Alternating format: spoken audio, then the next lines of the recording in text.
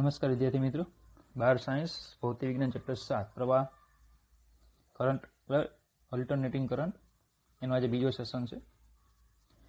આજે આપણે બે ટોપિક ભણવાના છે, બરાબર. ઘૂમતા સદીશો, એના વડે એસી પ્રવાહ અને વોલ્ટેજની રજૂઆત, અને પછી આપણે લઈશું ઇન્ડક્ટર. જેમ આપણે લાસ્ટ લેક્ચરમાં અવરોધ લીધેલો તેમ હવે આપણે લઈશું ઇન્ડક્ટર.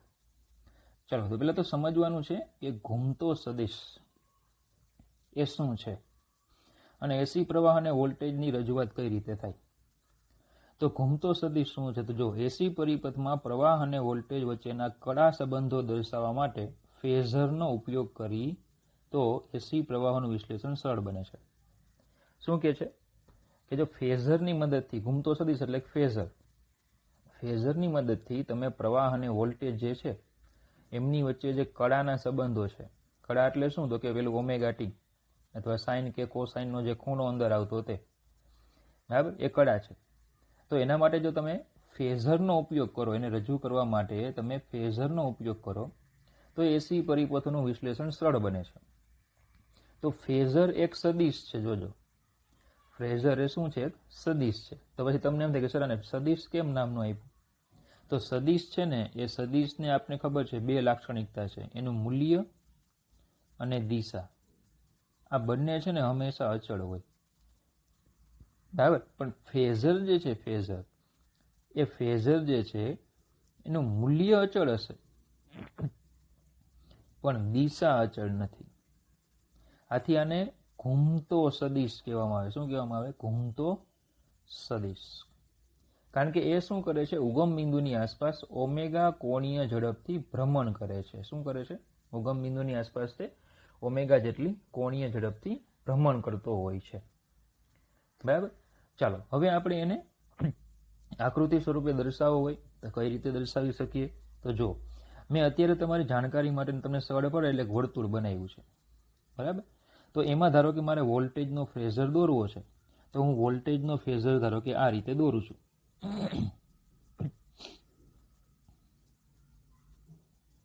બરાબર, આ મેં ધારો કે વોલ્ટેજનો ફેઝર મેં દોર્યો છે, બરાબર.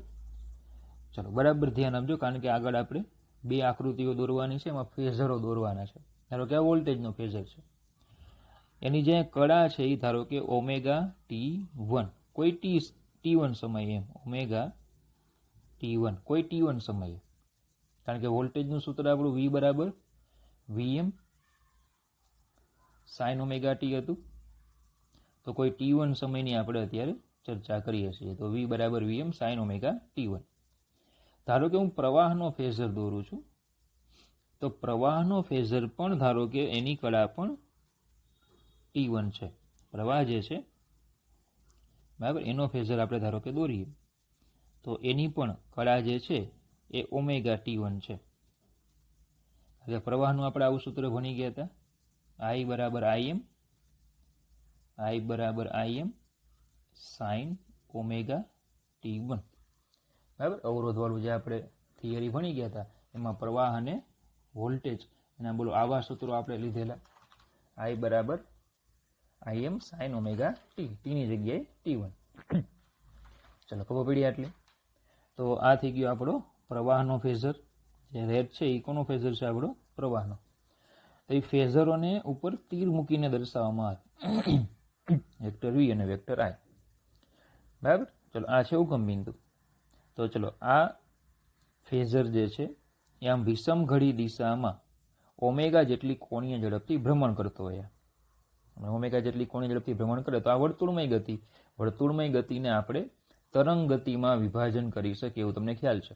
વર્તુળમય ગતિ હોય તો એને દોલન ગતિ, અને તરંગમાં આપણે એવું કીધેલું 11માં કે એક વર્તુળ એટલે એક દોલન એક તરંગ, બરાબર.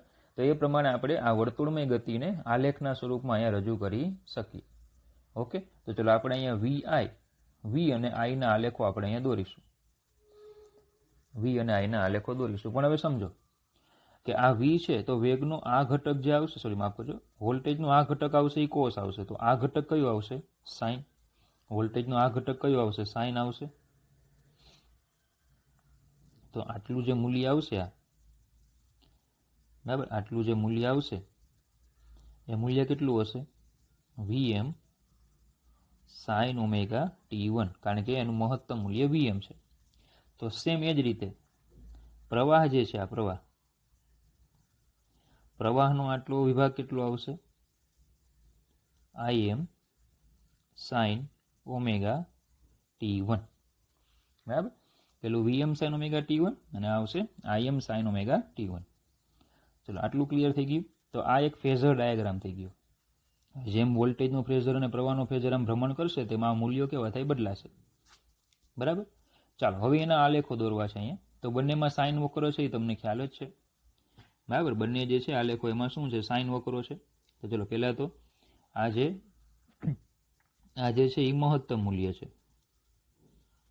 એટલે અહીંયા જે છે એ મહત્તમ મૂલ્યની આવી રીતે ડોટેડ લાઈન દોરી દો. સેમ અહીંયા જે મિનિમમ મૂલ્ય છે એની ધારો કે આપણે આ રીતે અહીંયા ડોટેડ લાઈન દોરી દઈએ, જેથી આપણે થોડાક ઇઝી પડે, એમ બીજું કંઈ નહીં. બરાબર. ચાલો, પહેલાં આપણે વોલ્ટેજના ફેઝરની વાત કરીએ. તો અહીંયા સાઇન વિધેય છે, સાઇન વિધેય એટલે 0 થી સ્ટાર્ટ થાય. અહીંયા મહત્તમ, અહીંયા માઇનસ, અહીંયા 0 અને પાછું અહીંયા મહત્તમ. બરાબર.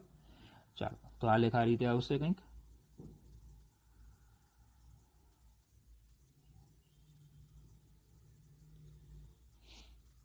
માફ કરજો, થોડી ભૂલ થઈ ગઈ.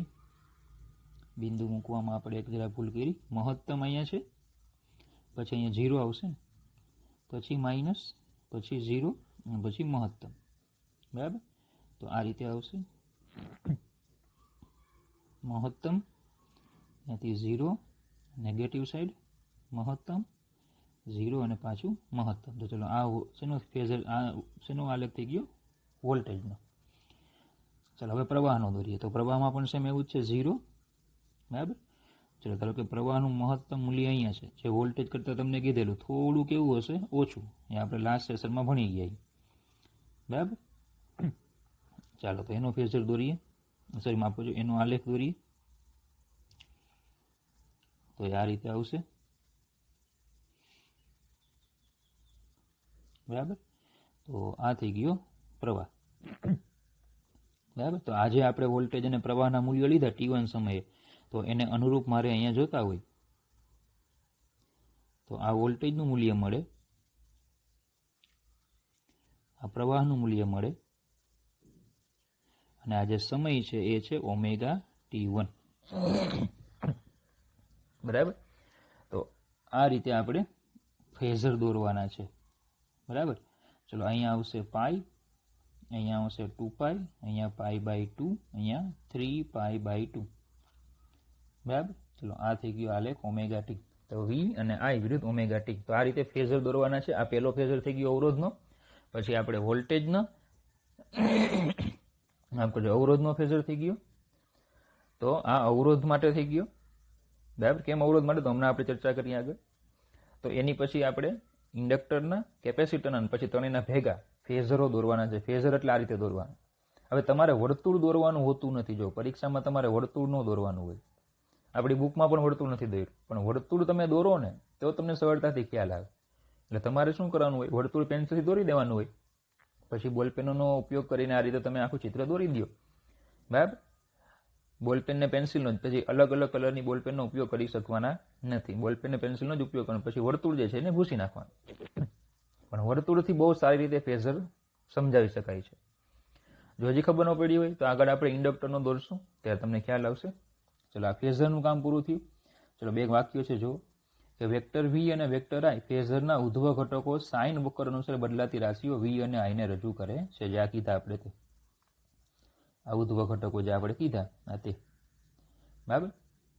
એ વી અને આઈ એને ભૌતિક રાશિઓને રજૂ કરે છે. તો વેક્ટર વી અને વેક્ટર આઈ, તમે એમ નહીં કહેતા કે સર આ તો વોલ્ટેજ અને પ્રવાહ તો અદિશ રાશિ, તો તમે એને તીર શું કામ મૂક્યા? તો મેં સદિશો નથી લીધા. શું લીધા છે? ફેઝર. બરાબર. વી અને આઈ ફેઝરના માન આ આંદોલિત રાશિઓના કંપ વિસ્તાર અથવા તો મહત્તમ મૂલ્યો દર્શાવે છે. એના જે મૂલ્યો હોય કયા હોય? મહત્તમ મૂલ્ય હોય. ટૂંકમાં તમે વોલ્ટેજ અને પ્રવાહને ફેઝર તરીકે દર્શાવી શકો, એટલે કે સદિશ તરીકે દર્શાવી શકો. તો એ સદિશનું મૂલ્ય કયું લેવાનું હોય? મહત્તમ. એ સદિશનું મૂલ્ય એટલે કયું મૂલ્ય? મહત્તમ મૂલ્ય લેવાના હોય. બરાબર. એટલે કે મહત્તમ મૂલ્યનો ફેઝર દોરાય. મતલબ કે શું કહેવા માંગુ સમજો કે પ્રવાહનું સૂત્ર આપણું શું છે? પ્રવાહ I બરાબર Im sin ઓમેગા ટી છે. તો હવે પછી આપણે સદિશ દોરવો હોય તો સદિશને એક નિશ્ચિત મૂલ્ય આપવું પડે કે નહીં? તો પછી આ તો શું થાય છે? પ્રવાહનું મૂલ્ય તો સાઇન સાથે બદલાતું જાય છે.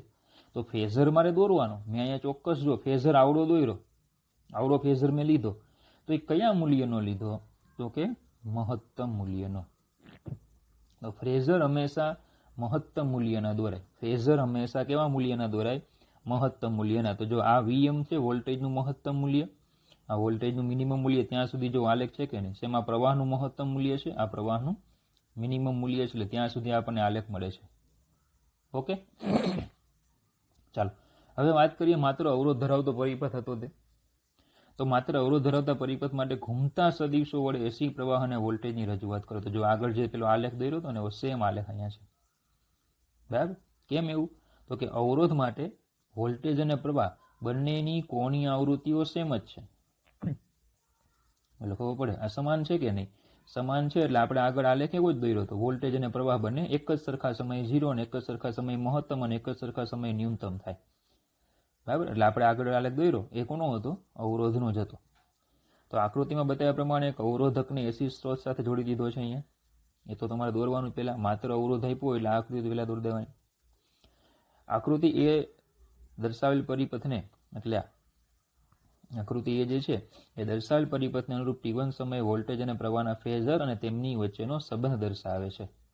બરાબર? આ આકૃતિ એ છે તે વોલ્ટેજ અને પ્રવાહના ઉધ્વ અક્ષ પરના પ્રક્ષેપો Vm sin ઓમેગા T1 અને Im sin ઓમેગા T1 ને ક્ષણે T1 તે ક્ષણે અનુક્રમે વોલ્ટેજ અને પ્રવાહના મૂલ્યો આપે. એટલે આજે આપણે ઉધ્વ ઘટકો દોરીએ જે તે ક્ષણે આપણને વોલ્ટેજ પ્રવાહના મૂલ્યો આપે.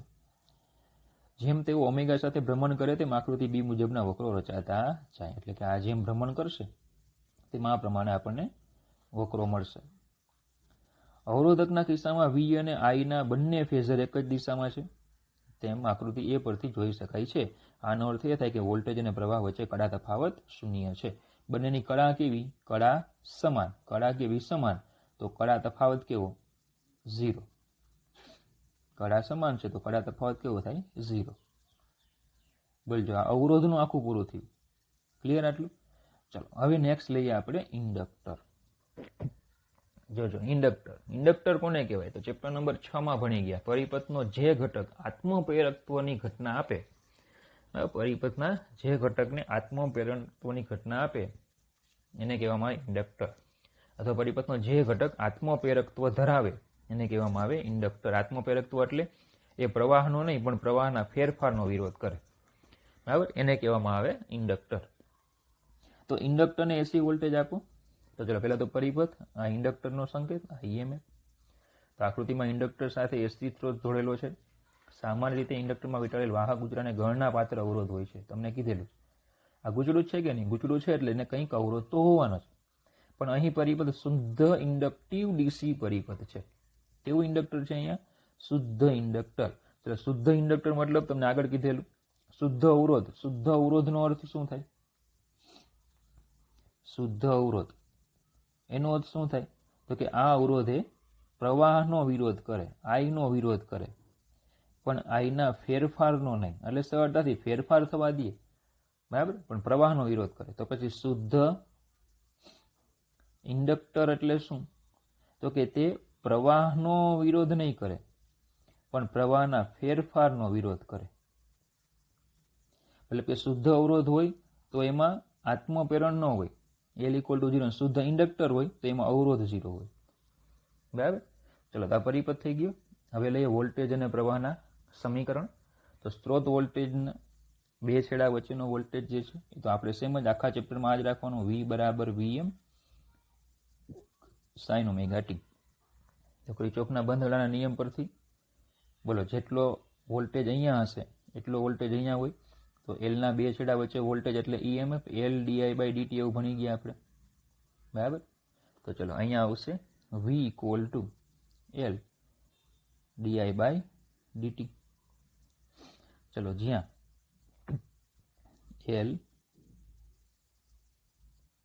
L di/dt ઇક્વલ ટુ ઇન્ડક્ટરમાં ઇન્ડક્ટરમાં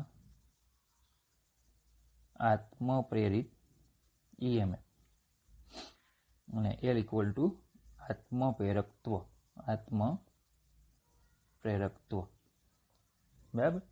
ચલો આમાંથી di/dt ને કરતા બનાવું તો v/L આવશે.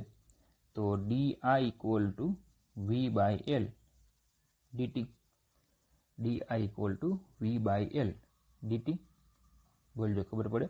અથવા તો આપણે એક કામ કરીએ કે di/dt ઇક્વલ ટુ v નું સૂત્ર છે Vm sin omega t by L. v ની કિંમત મૂકી અહીંયાથી આ બરાબર. એટલે આવી જશે di/dt equal to Vm/L sin omega t. di/dt equal to Vm/L sin omega t બરાબર.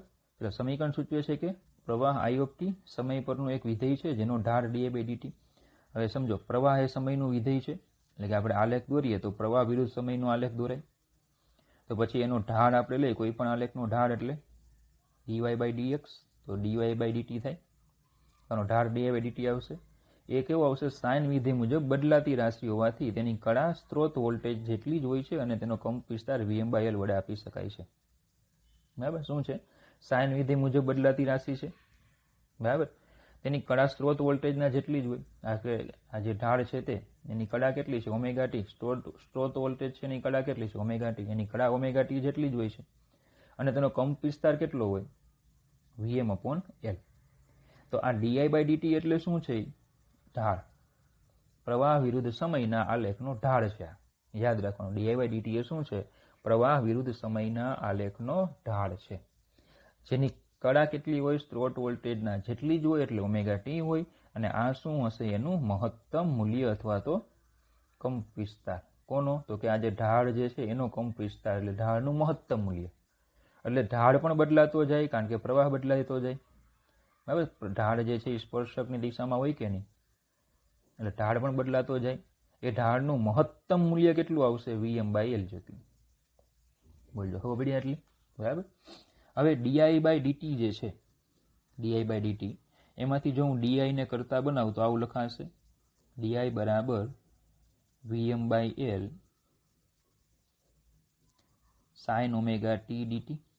Vm/L sin omega t dt. તો જો હું આનું સંકલન કરી નાખું તો મને શું મળી જાય? પ્રવાહ.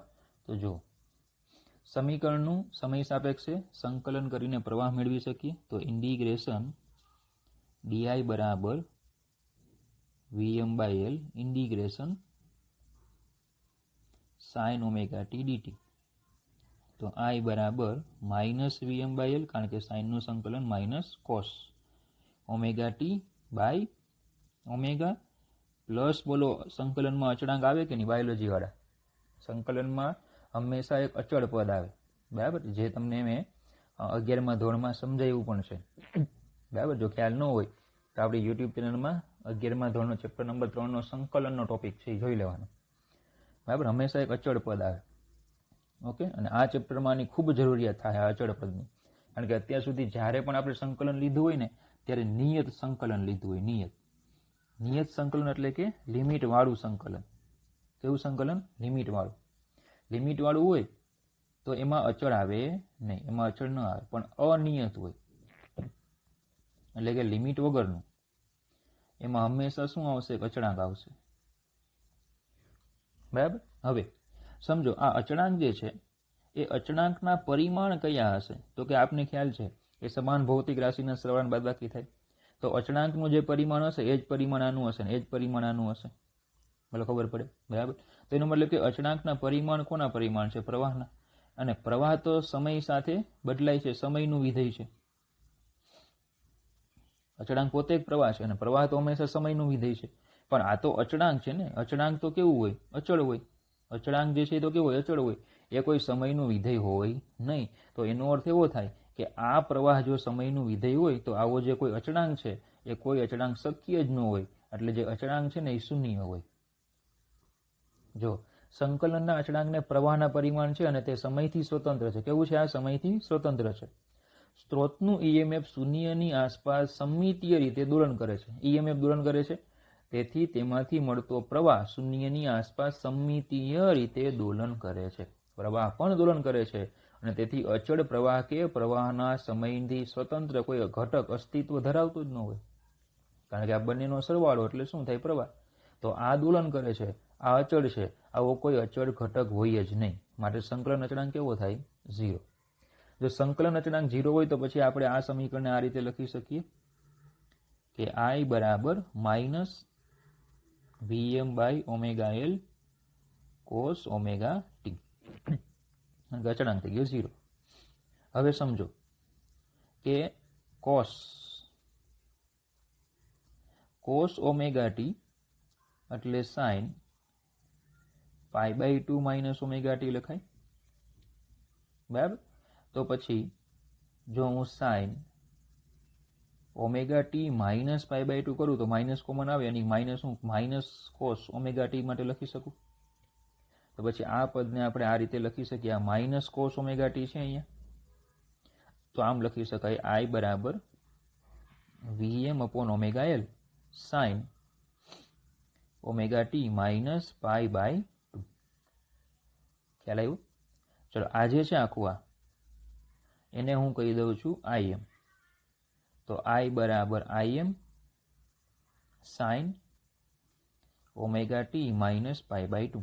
I બરાબર Im sin ωt માઇનસ π/2. તો ચલો, જ્યાં Im એટલે બરાબર Vm/ωL બરાબર પ્રવાહનો મહત્તમ કંપ વિસ્તાર, અથવા તો પ્રવાહનું મહત્તમ મૂલ્ય, તો ખાલી કંપ વિસ્તાર લખો તો ચાલે. બરાબર. હવે જોજો અહીંયા શું થાય છે એ ઘટના જોજો. આ શું છે? પ્રવાહ. આ શું છે? વોલ્ટેજ. તો આ શું હોવું જોઈએ? પ્રવાહ. જો આ પ્રવાહ હોય, આ વોલ્ટેજ હોય, તો આ શું હોવું જોઈએ? બરાબર. તો તમારે શું કરવાનું છે? આપણી જે લાઈવ ચેટ હોય છે, એમાં લાઈવ ચેટ, એમાં આન્સર આપો કે આ ωL એ શું હશે? ωL શું હશે? કઈ ભૌતિક રાશિ હશે? એનો આન્સર આપો. હું જોઉં છું અત્યારે ફટાફટ.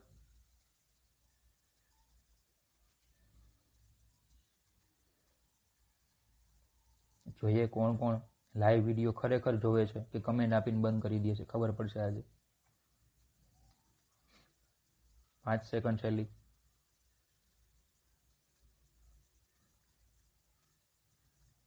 ઓકે, બોલો શું આવશે? અવરોધ આવશે કે નહીં? કારણ કે I બરાબર V/R. ખ્યાલ આવ્યો? તો ωL એ શું છે? અવરોધ છે. હવે આપને એમ થાય કે સર આમાં અવરોધ તો આપણે 0 લીધેલો, શુદ્ધ ઇન્ડક્ટર લીધેલો કે નહીં? અવરોધ તો 0 લીધેલો. બરાબર. તો આ ખરેખર એસી પરિપથમાં આ ઇન્ડક્ટરનો અવરોધ છે. એસી પરિપથમાં આ ઇન્ડક્ટરનો અવરોધ આવે છે. બરાબર. કારણ કે એસી પરિપથમાં પ્રવાહમાં ફેરફાર થશે. ઇન્ડક્ટર પ્રવાહનો હંમેશા શું કરશે? વિરોધ કરશે. બોલો, ખ્યાલ આવે? તો આ શું છે? એસી પરિપથમાં ઇન્ડક્ટરનો અવરોધ છે જે પ્રવાહ પર નિયંત્રણ લાવે છે. બોલો, ખ્યાલ આવે? બરાબર. આ જે ωL આવે છે, જે ઇન્ડક્ટરનો અસરકારક અવરોધ છે, એને કહેવામાં આવે છે ઇન્ડક્ટિવ રિએક્ટન્સ. જોજો, અવરોધ એવું નથી કહેવામાં આવતું. શું કહેવામાં આવે તેને? ઇન્ડક્ટિવ રિએક્ટન્સ, જેને XL વડે દર્શાવાય, એટલે કે XL = ωL. ઓકે. જો ઇન્ડક્ટિવ રિએક્ટન્સ તો આપણે કીધું એ પ્રમાણે હમણાં કે ભાઈ Im = Vm/ωL છે. તો આ કોને સમતુલ્ય છે? અવરોધને. તો રાશિ ωL એ અવરોધ સાથે સામ્ય ધરાવતી રાશિ છે, જેને ઇન્ડક્ટિવ રિએક્ટન્સ કહે છે. તેને XL વડે દર્શાવાય છે, મતલબ કે XL = ωL. તો પછી પ્રવાહનો કંપ વિસ્તાર Im = Vm/ωL છે, એ થઈ જશે Vm/XL. ઇન્ડક્ટિવ રિએક્ટન્સનું પરિમાણ અવરોધના પરિમાણ જેવું જ છે. તેનો SI એકમ ઓહમ છે. શુદ્ધ અવરોધ ધરાવતો પરિપથ કે જેમાં અવરોધ પ્રવાહને સીમિત કરે છે, તેમ શુદ્ધ ઇન્ડક્ટિવ પરિપથમાં ઇન્ડક્ટર પ્રવાહને સીમિત કરે છે. બરાબર. ઇન્ડક્ટિવ રિએક્ટન્સ ઇન્ડક્ટર અને પ્રવાહની આવૃત્તિના સમપ્રમાણમાં છે. તો એ તો આપણને ખ્યાલ આવે કે ભાઈ એક્સએલ જે છે એ ઓમેગા એલ છે, એનો મતલબ કે એક્સએલ પ્રપોઝનલ ટુ ઓમેગા છે અને એક્સએલ પ્રપોઝનલ ટુ એલ છે. પ્રવાહ અને ઇન્ડક્ટિવ રિએક્ટન્સ છે જે ઇન્ડક્ટર અને પ્રવાહની આવૃત્તિના સમપ્રમાણમાં છે. ચાલો, ક્લિયર આટલું? બરાબર. હવે ફેઝર ડાયાગ્રામ. તો સ્ત્રોત વોલ્ટેજ અને ઇન્ડક્ટરમાં વહેતા પ્રવાહ માટે V બરાબર Vm sin omega T voltage, અને પ્રવાહનું સૂત્ર આપણે શું લાવ્યા? I બરાબર Im sin omega t minus π/2. તો જો આની કળા કેટલી છે? ઓમેગા ટી, અને આ કળા કેટલી છે? Omega t minus π/2. એનો મતલબ કે કોની કળા ઓછી? જોજો, કોની કળા ઓછી? તો આની ઓમેગા ટી, નાની ઓમેગા ટી માઇનસ π/2. એનો મતલબ કે પ્રવાહની કળા ઓછી. ઓછી એનો અર્થ થાય એસીમાં પાછળ. એસી પરિપથોમાં ઓછી કળા એનો અર્થ શું થાય? પાછળ. કેટલી ઓછી છે? કેટલી ઓછી છે? તો કે π/2 જેટલી, મતલબ કે π/2 જેટલો પાછળ. ક્લિયર? હવે π/2 એટલે બોલો ચોથો વિભાગ કહેવાય કે નહીં? 1/4. π/2 એટલે ચોથો ભાગ થાય કે? ધારો કે આ વર્તુળ છે તો એમાં π/2 એટલે બોલો ચોથો ભાગ થાય, તો 1/4. તો આવું લખાય કે સરખામણી દર્શાવે છે કે પ્રવાહ વોલ્ટેજ કરતા કળામાં π/2 જેટલો અથવા 1/4 જેટલો પાછળ છે. ચલો, આ મહત્વનો પોઈન્ટ આવી ગયો. જેવી રીતે અવરોધમાં વોલ્ટેજ અને પ્રવાહ બંનેની કળા ઓમેગા ટી હતી, બંને સમાન કળામાં હતા. બંને કેવા હતા? સમાન કળામાં હતા. એમ અહીંયા શું થાય છે? પ્રવાહ વોલ્ટેજ કરતા કળામાં π/2 જેટલો પાછળ છે. તો ઇન્ડક્ટર ધરાવતા પરિપથમાં પ્રવાહ વોલ્ટેજ કરતા કળામાં π/2 જેટલો પાછળ હોય. બરાબર. તો આનો મતલબ શું થાય? તો કે જ્યારે અવરોધમાં બંને કળા સમાન હતી તો આપણે એમ કહેતા કે વોલ્ટેજ અને પ્રવાહ બંને એક જ સમયે 0 અને એક જ સમયે મહત્તમ થાય. એવું આવતું હતું કે નહીં? પણ હવે આમાં એવું નહીં થાય. પ્રવાહ તો વોલ્ટેજ કરતા π/2 જેટલો પાછળ છે. એટલે પ્રવાહ જો π/2 એ પહોંચ્યો હોય, સોરી માફ કરજો, વોલ્ટેજ જો π/2 એ પહોંચ્યો હોય તો પ્રવાહ π/2 એ પહોંચ્યો હશે નહીં. એ π/2 કળા પછી, એટલે કે જ્યારે આ વોલ્ટેજ અહીંયા આવી જાય ત્યારે આ પ્રવાહ અહીંયા આવશે. બંને વચ્ચે ડિફરન્સ હંમેશા કેવો રહેશે? π/2 નો રહેશે. બોલજો, ખબર પડી આટલી? ચાલો, તો હવે આપણે દોરીએ ફેઝર ડાયાગ્રામ. ઓકે, ચલો પહેલા હું સમજો. પહેલા હંમેશા આપણે છે ને વોલ્ટેજનો ફેઝર દોરવાનો. ધારો કે કોઈ ટી સમયે વોલ્ટેજનો ફેઝર હું દોરું તો ઓમેગા, માફ કરજો, વી. આ રીતે ધારો કે મેં દોર્યો છે. તો આ થઈ ગયો વોલ્ટેજનો ફેઝર. ક્લિયર આટલું? એની કળા છે ઓમેગા T1. બરાબર. તો ઓમેગા ટી, ધારો કે T1 કોઈ સમય છે, એટલે કોઈ પણ વ્યાપક રીતે ઓમેગા T1 કળા છે. બરાબર. તો પ્રવાહ કેવો છે? એની કરતા π/2 જેટલો પાછળ. હવે સમજો, ફેઝરમાં એવો રૂલ્સ છે કે આગળ હોય ને તો આમ લેવાનું, પાછળ હોય ને તો આમ લેવાનું. આને ટૂંકમાં રેફરન્સ તરીકે 0 કહી દેવાના. બરાબર. આગળ હોય તો એ આમ લેવાશે, આમ દોરવાનું, આ સાઈડ દોરવાનો તમારે. ધારો કે π/2 આગળ હોય ને તો અહીંયા દોરાય, તો π/2 પાછળ છે ને તો અહીંયા દોરાય. મતલબ કે ફેઝર તમે આ રીતે દોરી શકશો. પ્રવાહનો ફેઝર અહીંયા આ રીતે દોરાય. બોલજો, ખબર પડે? પ્રવાહનો ફેઝર જે છે એ તમે અહીંયા આવી રીતે દોરી શકો. આ જે ખૂણો આવશે એ ખૂણો π/2 નો, આ આટલો. હા, કારણ કે ફેઝર હંમેશા વિષમ ઘડી દિશામાં ભ્રમણ કરે. કઈ દિશામાં ભ્રમણ કરશે ફેઝર? વિષમ ઘડીમાં ભ્રમણ કરે. એટલે કે આ પ્રવાહનો ફેઝર અહીંયા ક્યારે આવશે? π/2 કળા પછી આવશે. ત્યાં સુધીમાં આ પાછો આગળ એટલો વયો ગયો હશે. તો ચલો, આ થઈ ગયો પ્રવાહનો ફેઝર. બરાબર, પ્રવાહનો ફેઝર થઈ ગયો. ક્લિયર આટલું? ચલો, આનું જે આ મૂલ્ય આવશે આટલું, એ મૂલ્ય આવશે Vm sin omega T1. Vm sin omega T1. તો ચલો, પ્રવાહમાં આ મૂલ્ય આવશે Im sin ઓમેગા T1. એમાં π/2 ઓછી, ઓમેગા T1 કરતા π/2 ઓછી. ક્લિયર આટલું? ચાલો હવે અહીંયા આપણે આલેખો દોરીએ. તો પહેલાં વોલ્ટેજ માટે વોલ્ટેજનો તો સેમ જ દોરાશે, બરાબર. પહેલાં મહત્તમ મૂલ્યો દોરી દો.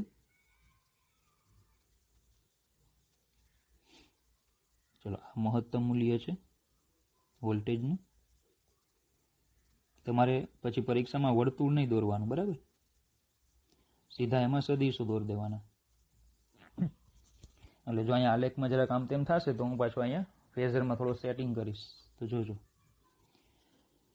વોલ્ટેજમાં 0, પછી મહત્તમ, પછી 0, નેગેટિવ સાઈડ મહત્તમ, પાછું 0 અને પાછું અહીંયા મહત્તમ. એટલે વોલ્ટેજમાં જે છે આલેખ આ રીતે આવશે.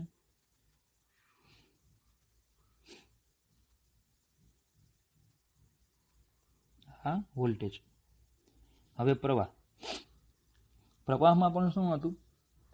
પ્રવાહનો ફેઝર તો અહીંયાથી સ્ટાર્ટ થાય છે, બરાબર, નીચેથી. પ્રવાહનો ફેઝર છે નીચેથી સ્ટાર્ટ થાય છે. હવે પણ π/2 નો ડિફરન્સ મતલબ કે તમને કીધું હમણાં એ પ્રમાણે વોલ્ટેજ મહત્તમ હશે તો પ્રવાહ 0. તો અહીંયા વોલ્ટેજ 0 છે તો પ્રવાહ મહત્તમ, કારણ કે આપણે સ્ટાર્ટ ક્યાંથી કરીએ છીએ? નીચેથી. તો પછી વોલ્ટેજ મહત્તમ હશે ત્યારે પ્રવાહ 0. બોલજો, ખબર પડે. અને પ્રવાહ જે છે એ વોલ્ટેજ કરતાં થોડો ઓછો, તો અહીંયા 0. ખ્યાલ આવે? પાછું અહીંયા વોલ્ટેજ 0 છે તો પ્રવાહ મહત્તમ, પણ વોલ્ટેજ છે એ પ્રવાહ કરતાં થોડો ઓછો. પાછું અહીંયા 0, કારણ કે વોલ્ટેજ મહત્તમ. પાછું અહીંયા મહત્તમ, પાછું અહીંયા 0. બરાબર. તો આ રીતે દોરાશે. મહત્તમથી 0, 0 થી મહત્તમ, મહત્તમથી 0, 0 થી મહત્તમ, મહત્તમથી 0. ચલો આ ફેઝર થઈ ગયો પ્રવાહનો, બરાબર. તો ચાલો આપણે કોઈ જે સમયે આપણે આ ફેઝર દોર્યા એ પ્રમાણે આપણે વોલ્ટેજ અને પ્રવાહના જો મૂલ્યો લઈએ, બરાબર. તો મેં તમને કીધું હતું આગળ એ પ્રમાણે મૂલ્યો જે છે એ થોડા તમારે અહીંયા સેટ થોડા ઘણા કરવા પડે આ રીતે, કારણ કે બંને એક જ સમયે આવવા જોઈએ. તો આ જે થશે એ ωt1. હા, એટલે તમે એવું બની શકે કે તમે આ પહેલાં દોરી નાખો, પછી એના કોઈ પણ સમય લઈને વોલ્ટેજ અને પ્રવાહ તમે દોરી શકો. એટલે પહેલાં આ દોરી નાખો, પહેલાં આલેખ દોરી નાખો, પછી એક અક્ષ લઈ લો આ રીતે ઊભી કોઈ પણ સમયે, અને પછી એને અનુરૂપ તમારે પ્રવાહ અને વોલ્ટેજ તમે દોરી શકો. ચલો, ક્લિયર થઈ ગયું. તો બીજું આમાં તમને શું યાદ રાખવાનું કીધું કે આગળ હોય ને તો એ ઉપર દોરાય, તો પાછળ હોય તે નીચે દોરાશે. અને ડિફરન્સ π/2 નો જ આવશે.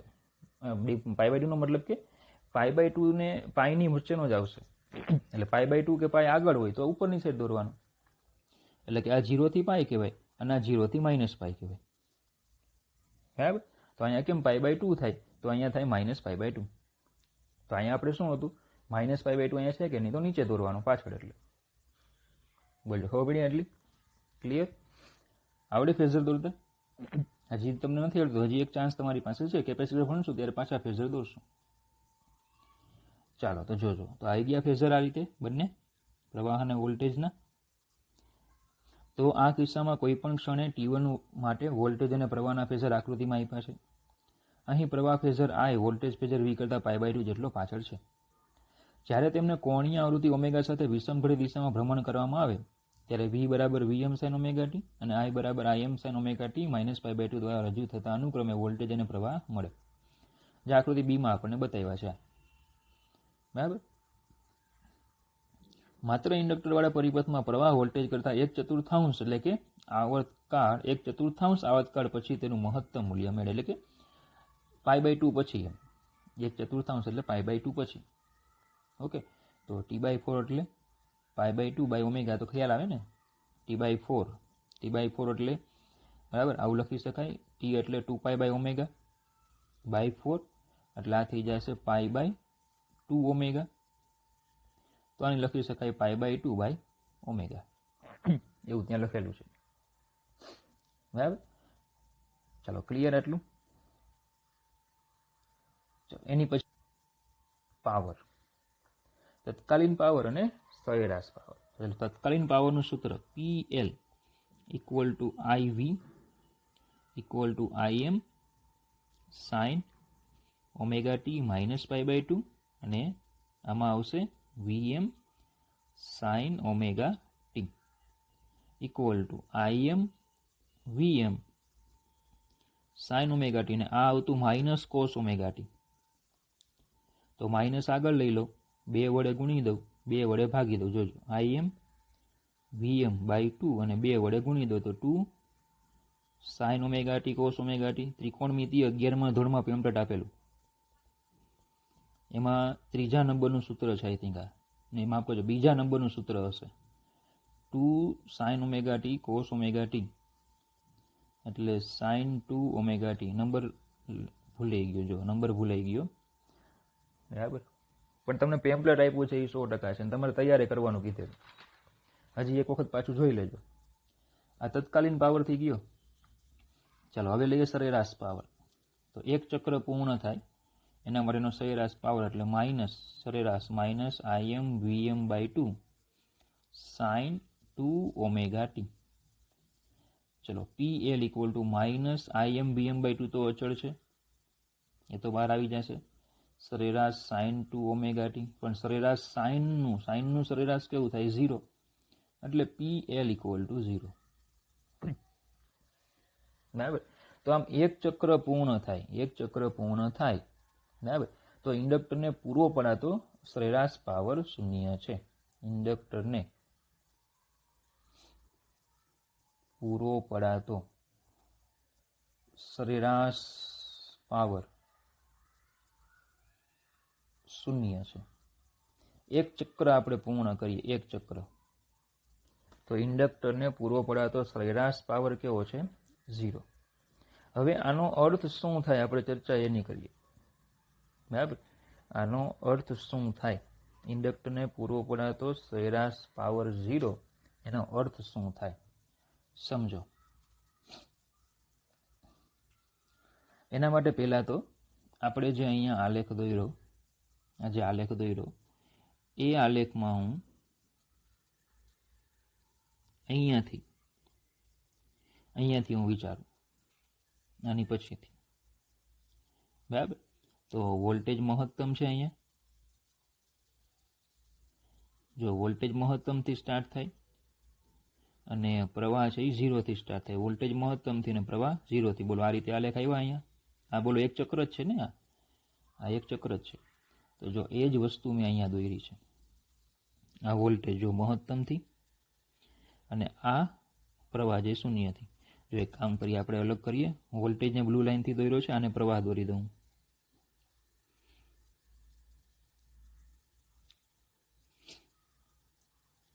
ચલો આ થઈ ગયો પ્રવાહ,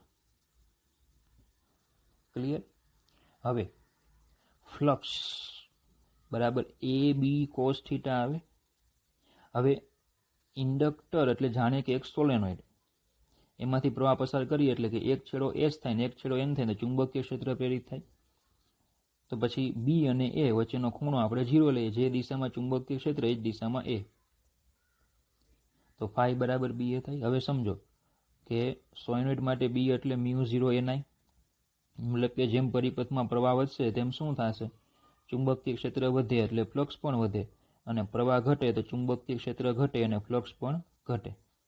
અને પ્રવાહ જે છે એને ફોલો કરે ફ્લક્સ, પ્રવાહને ફોલો કરે.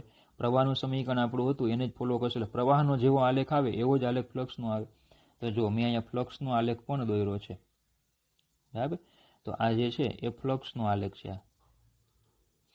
પેલા પ્રવાહ સાથે ફ્લક્સ વધે, પછી જે પ્રવાહ 0 થાય તો ફ્લક્સ એ 0, પછી પ્રવાહ સાથે પાછું ફ્લક્સ વધે, પ્રવાહ 0 થાય તો ફ્લક્સ એ 0. તો આ આલેખ જો અહીંયા લખ્યું છે ફ્લક્સ, ક્લિયર. ચલો આટલા આલેખ થઈ ગયા. હવે પાવરનો આલેખ આપણે મેળવવાનો. તો પાવરનો આલેખ પણ બહુ સહેલો છે, બરાબર. તત્કાલીન પાવર જે છે, તત્કાલીન પાવર એમાં શું આવે છે, સાઇન જ આવે છે કે નહીં, જો સાઇન જ આવે છે. ચલો હવે એનો મતલબ એવો થાય કે 0 થી 1 પેલું જે અર્ધચક્ર છે, બરાબર, પેલું અર્ધચક્ર આ જે છે એટલે કે T/4 સમય, આ T/4, આ 2T/4, આ 3T/4, આ 4T/4, બરાબર. તો T/4 માં જો વોલ્ટેજ તમે જો કેવો છે, ધન, પ્રવાહ પણ ધન. વોલ્ટેજ ધન છે, પ્રવાહ પણ ધન છે, તો પાવર કેવો થશે, ધન. પછી આ બીજો વિભાગ જો, બીજા વિભાગમાં વોલ્ટેજ નીચે આવી ગયો, પણ પ્રવાહ હજી ઉપર છે જો, એટલે કે બીજા વિભાગમાં શું થશે, વોલ્ટેજ ધન, પ્રવાહ ઋણ, તો પાવર કેવો થાય, ઋણ, એટલે પાવરનો વક્ર નીચે આવ્યો, નેગેટિવ લખાય જો. પછી આમાં શું થશે, વોલ્ટેજ અને પ્રવાહ બંને ઋણ, વોલ્ટેજ એ ઋણ, પ્રવાહ એ ઋણ, તો પાવર પણ કેવો થાય, સોરી માફ કરજો, પાવર કેવો થાય, ધન, તો પાવર જો પાછો ધન થઈ ગયો. ચલો અહીંયા જો, વોલ્ટેજ ધન, પ્રવાહ ઋણ, વોલ્ટેજ છે એ કેવો છે, ધન છે, પ્રવાહ છે એ ઋણ, વોલ્ટેજ ધન, પ્રવાહ ઋણ, તો પાવર કેવો થશે, ઋણ. બોલો ખબર પડી આટલી? ઓકે, ચાલો હવે આ પાવર ધન અને ઋણ એનો અર્થ શું થાય તો એ સમજીએ. જો કે આપણે સોલેનોઇડ જોજો, ઇન્ડક્ટર એટલે એક પ્રકારનું સોલેનોઇડ. તો ધારો કે આ ઇન્ડક્ટર છે, બરાબર, તો પહેલી વખતે ધારો કે શું થાય છે, આ T/4 એટલે કે 0 થી 1 વાળો વિભાગ, પછી આ 2T/4, આ 3T/4 અને આ 4T/4 એટલે કે એક ચક્ર પૂર્ણ થાય ત્યારે. તો આ 0 થી 1, 1 થી 2, 2 to 3, 3 to 4 એ કયા, તો કે અહીંયા જે આ છે તે 0 to 1, 1 2, 2 3, 3 4. હવે આ વિભાગમાં શું થાય, આમાં કે ધારો કે પહેલી વખતે પ્રવાહ આ દિશામાં છે, બરાબર, પ્રથમ જે ચક્ર આવે ત્યારે પ્રવાહ તો આ રીતે આવવાનો છે આમ, એટલે પહેલી વખતે અર્ધ ચક્રમાં, બરાબર, ચોથો ભાગ જે છે એમાં પ્રવાહ છે આ દિશામાં છે, સમય સાથે પ્રવાહ કેવો થાય, વધે છે. ચલો પ્રવાહ આ દિશામાં છે એટલે ચુંબકીય ક્ષેત્ર પ્રેરિત થશે. ધારો કે ચુંબકીય ક્ષેત્ર આ દિશામાં પ્રેરિત થાય છે, પ્રવાહ એ રીતે છે, તો જમણાથના નિયમ પ્રમાણે ધારો કે આ રીતે ચુંબકીય ક્ષેત્ર પ્રેરિત થાય તો એક S ધ્રુવ બને અને એક N ધ્રુવ બને. હવે સમય સાથે પ્રવાહ કેવો થાય, વધે, એટલે ફ્લક્સમાં ફેરફાર થશે, કોર ચુંબકત્વ ધારણ કરશે, બરાબર. પ્રવાહ અને વોલ્ટેજ બંને કેવા છે, પહેલા ચક્રમાં ધન, બંને ધન હતા, પ્રવાહ પણ ધન અને વોલ્ટેજ પણ ધન, એટલે કે પાવર કેવો થાય, ધન. પાવર ધન એનો મતલબ કે તે, બરાબર, સ્ત્રોતમાંથી, પાવર ધન એનો મતલબ કે સ્ત્રોતમાંથી ઉર્જા છે એનું શોષણ કરે છે. પાવર ધન મતલબ કે તે સ્ત્રોતમાંથી ઉર્જાનું શોષણ કરે, ઉર્જાનું શું કરશે, તે શોષણ કરે છે. ચલો ખબર પડી આટલી, બરાબર.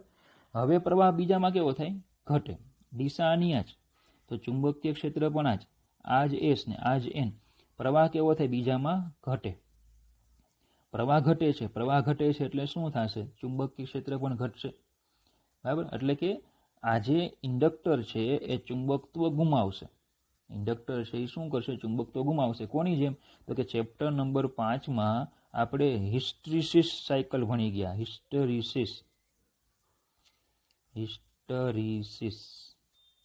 જે સિલેબસમાં નહોતું પણ છતાં તમને કરાવ્યું હતું, આને કારણે જ કરાવ્યું હતું.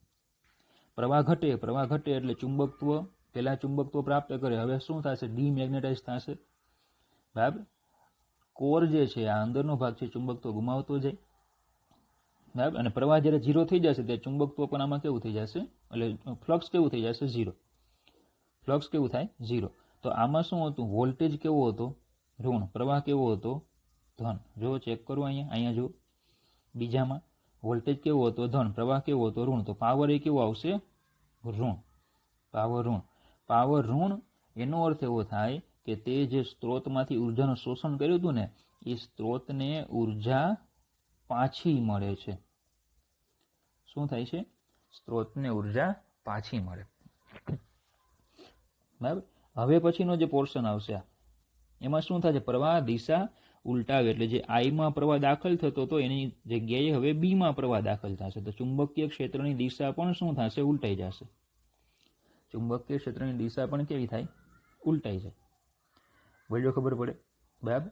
એટલે ચુંબકત્વની ધ્રુવીયતા પણ ઉલટાઈ જશે, એસ અને એન ઉલટાઈ ગયા કે નહીં, બરાબર.